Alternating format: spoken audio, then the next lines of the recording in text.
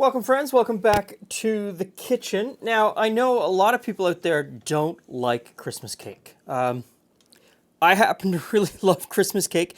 We have a recipe for a dark Christmas cake that we make every year, and it is down in the fridge right now, wrapped up in cheesecloth, soaking in all the brandy flavors, and getting ready to be pulled out. It's usually gone over the course of 2 weeks. It never makes it to Christmas. But I understand a lot of people don't like Christmas cake. And I don't know if that's because you've never had a good one or you just don't like it. And if you just don't like something, you just don't like it. And there's nothing you can do about that. So don't worry about it.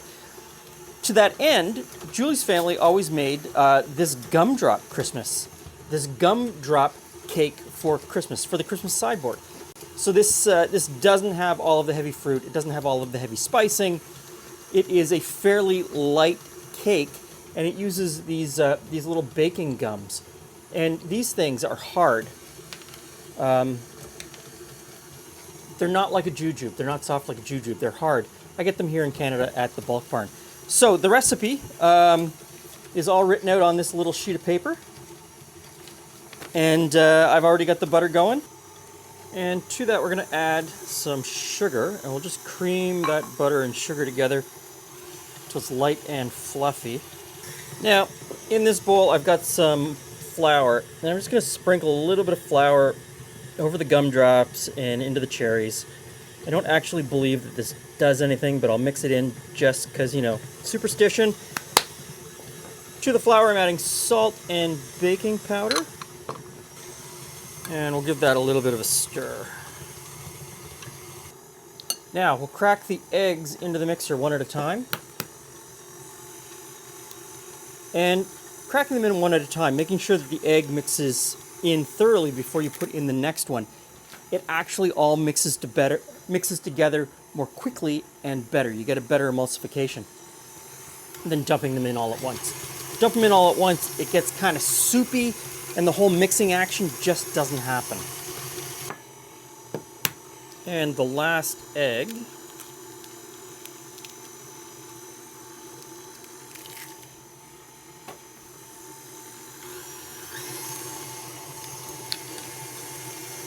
Some vanilla. I guess all the vanilla that's left in that bottle. And now I'll spoon the flour and salt baking powder mixture in a little bit at a time.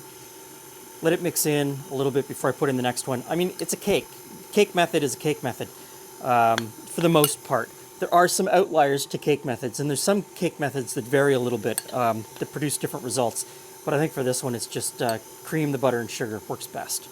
I'm going to shut the mixer off at this point. I'm going to put all of baking gums and the cherries in the bowl that I had the flour in, and I'll just toss that together. Get the flour everywhere. Okay, set that aside. Next ingredient that goes in is crushed pineapple. And so I've got a can here of crushed pineapple. I'll turn the mixer back on, and we'll just mix that in.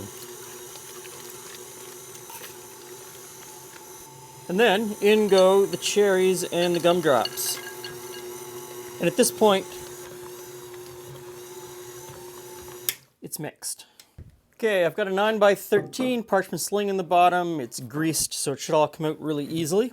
And we'll just get that cake batter in there.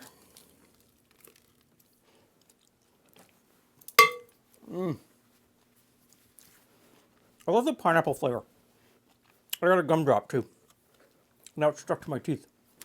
So, into the oven.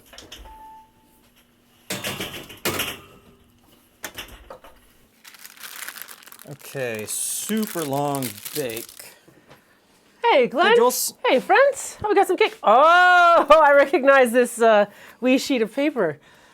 I would have copied this out when I first left home. Is that when you would have done it? Yes, I would have copied this out when I first left home and just like, here are 10 things I need to know how to make. They were all cakes, just so you know. Most of them were all cakes, desserts. So it was, I think it was strawberry jam, this, and like a handful of other things. That, Pickled beets, probably? Yeah. Oh, jujube cake. Oh, I never had to do pickled beets. My grandma always made them for me. So it's still really chewy. Because it's still kind of warm, so it's extra chewy. The gumdrops. My mom loves Christmas. And she loves all the colors of Christmas, very much so. And I, as a child, did not really like fruitcake. It was too rich. And so this was her version of something I would like. Now, I cooked this at the... There's two temperatures here, 325 and 250. I cooked it at 325 for 2 hours. I think that the 250 for 4 hours is the better way to go. Yeah. You don't get as much color on the cake, but I think it yields a more tender cake. It's funny, I don't think I've ever eaten it warm still, when the Yeah. jujubes are still like almost so soft, like just liquidy. But the other thing that I like about this cake is that you can cook it this way. Yep. You can cook it in a round, a couple rounds. I have little loaf pans that I will do it, and I will Tiny then little- and do then- small little loaves and give them away as gifts. It is very versatile that way. And it's a cake that you can wrap and freeze. You So- can. It is very successful at freezing it. So you can cut this up into smaller amounts, into after dinner serving sizes, wrap them up, stick them in the freezer, and pull them out as you need them. And it freezes for a long time. Yeah. So I'm going to say, I'm just I'm going to give the you joy. both. I'm going to give you, Julie's, Sorry, the joy. It's I'm joy. going to give you both temperatures, but I would suggest cooking it at the lower, slower temperature. So this is a cake for people who like the color of Christmas but don't like Christmas cake. Thanks for stopping by. See you again soon.